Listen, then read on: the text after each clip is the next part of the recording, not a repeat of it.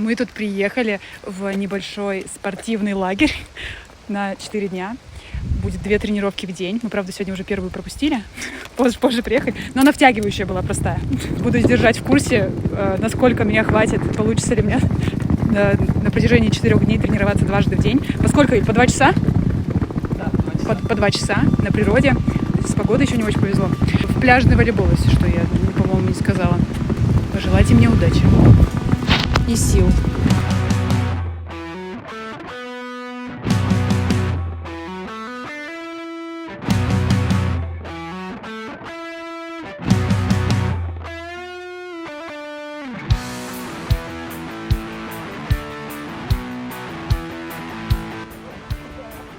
Не видно просто, но дождь идет. Подтверди, Юль. Да, он действительно идет. Это не шутка.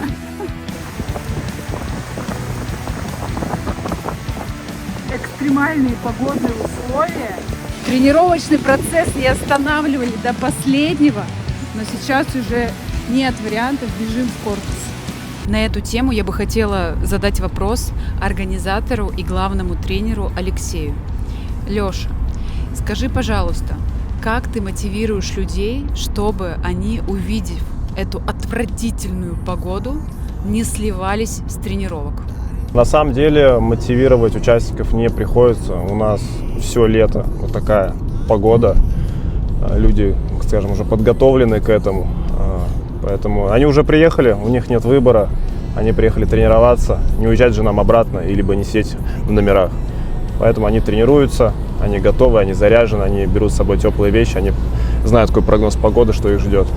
Я тут хотела поснимать тренировочный процесс, но поднялся жесткий ветер, и я решила не позориться, потому что у нас просто улетали все мячи, мы бегали как будто там ребята еще не сдаются и с таким Просто ветром. за день до кемпа была шикарная погода, светило солнце, было тепло, мы вообще ходили в шортах, только приехали. Вот, пожалуйста, как мы одеты на пляж, вот особенно Надежда. Абсолютно, это снежка, это не пляжка. Это база на озере Сугаяк. Вот. Обзор комнаты, номера, простите. Румчек. Ага, ну неплохо. Все аккуратненько, красивенько, чистенько. С видом на бассейн. Он с подогревом, нам сказали, он 30 градусов. И вот там озеро. Здесь, кроме главного корпуса, есть еще домики. Вот эти, сколько там, по 4 или по 6 кроватей. В общем, вот эти постарше, а там поновей. Но они поменьше. Вот. Еще, кстати, здесь можно в кемпинге останавливаться, ставить палатку и жить просто на территории в палатке. Ну, меня мой номер комфорт абсолютно устраивает. В палатку я бы не хотела. Кроме, естественно, тренировочного процесса, в свободное время устраиваются движухи типа игры в Элиас, поедание шашлыков, баня, которая здесь есть на территории, просмотр и обсуждение игр пляжного волейбола с чемпионатов России, с мировых туров. Вот. Что еще? Позавчера мы играли в Элиас. Угадайте, чья команда победила. Первое место команды Нюц. Надя. Для чего ты устраиваешь кемпы? Я устраиваю кемпы для того, чтобы у людей, ну, в их, скажем, у некоторых скучная работа, однообразная жизнь.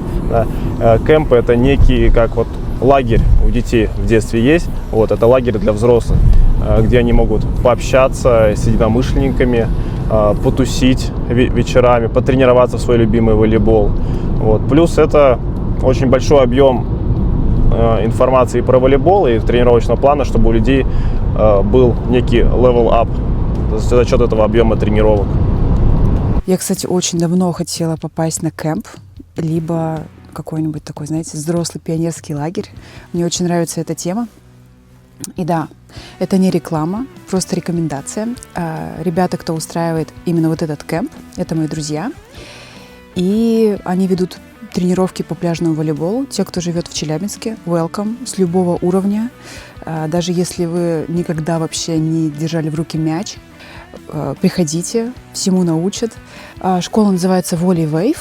Где-нибудь прикреплю скриншот, как выглядит их группа ВКонтакте. Тренируются они круглый год в крытом зале, а не вот так вот, в перчатках. В общем, если вы живете в Челябинске, можно прийти на тренировки, а летом съездить на кемпы, потренироваться. Кстати, на кемпы можно присоединиться из любого города. То есть, если вы где-то у себя тренируетесь, а поблизости не устраиваются подобные мероприятия, а вам бы очень хотелось, приезжайте в Челябинск и присоединяйтесь к группам здесь летом, в теплый сезон, как, например, конец августа в этом году.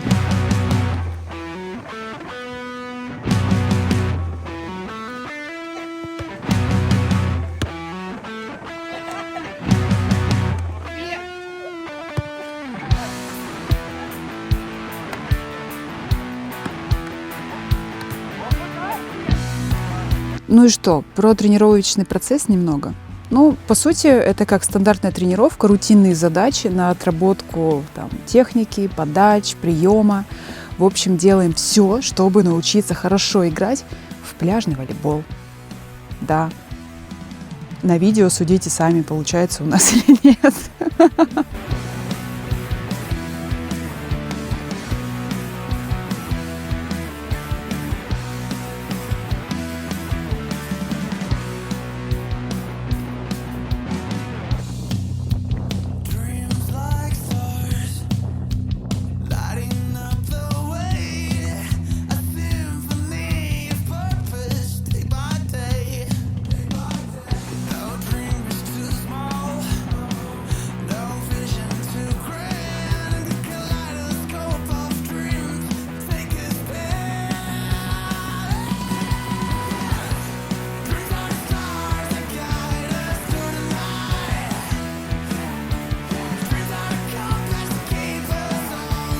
На последний день кемпа у нас был запланирован турнир, но сыграли мы его вчера, а вот сегодня последний день кемпа, потому что изначально самая ужасная погода, то есть была просто плохая, потом чуть-чуть похуже, и вот самая плохая стояла именно на этот день, поэтому турнир мы сыграли уже вчера.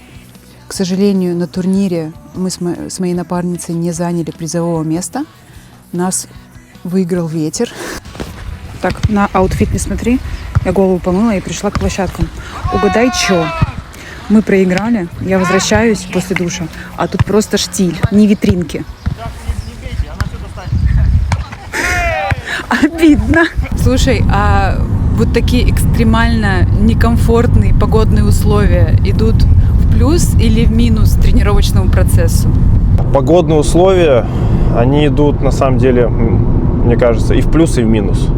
В плюс это, конечно, волевые качества, да, проявление своего характера, плюс тренировка с ветром, тоже нам нужно это уметь играть, это особые способности, вот нужно, точнее, умение, вот нужно уметь играть с ветром.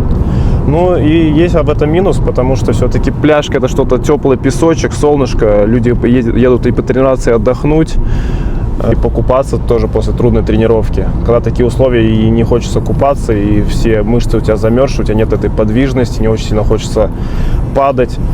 Ну, есть некая, скажем, дезмотивация.